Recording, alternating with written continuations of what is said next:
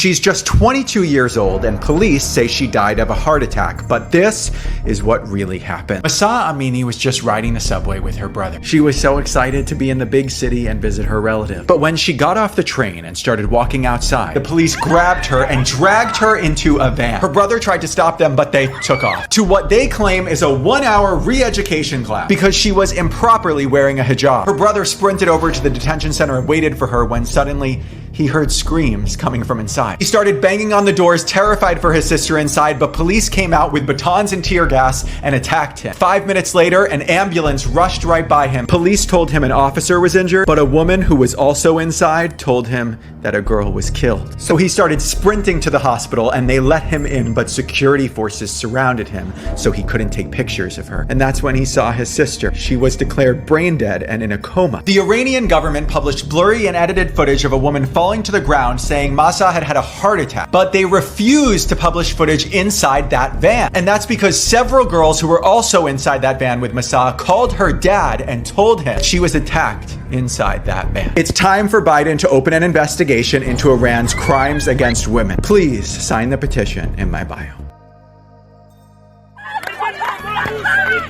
Taking off their head coverings and waving them in the air, this is defiance in Iran. And women are leading the charge. Some are even burning their hijabs, their mandatory head coverings, in protest. Sparked by the death of 22-year-old Mahsa Amini, police allege she suffered a heart attack after being arrested for wearing an improper hijab. They released this security footage showing her collapse. CBS News cannot verify its authenticity, but critics believe she was beaten, saying her body was bruised and bleeding. It all started with a hijab. How is that possible? There is a morality police that polices the streets, brings women in, punishes them. Sanam Vakil is an expert in Iranian policy. The morality police are enforcers of Iran's strict Islamic dress code, well documented, confronting women, sometimes violently, for not covering their heads or bodies. For conservatives and hardliners within the system, the hijab can be a source of power or a source of identity. For people that are against the hijab, it is the question of choice. Really, their lack of choice under Iran's version of Islamic law. But angry Iranians are trying to break that, striking at symbols of government authority and stoning an image of Iran's supreme leader.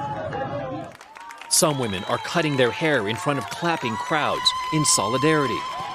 Authorities are cracking down, in some cases with lethal force.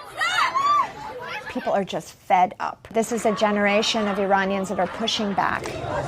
And the rising fear is that Tehran will push back even harder in the days to come.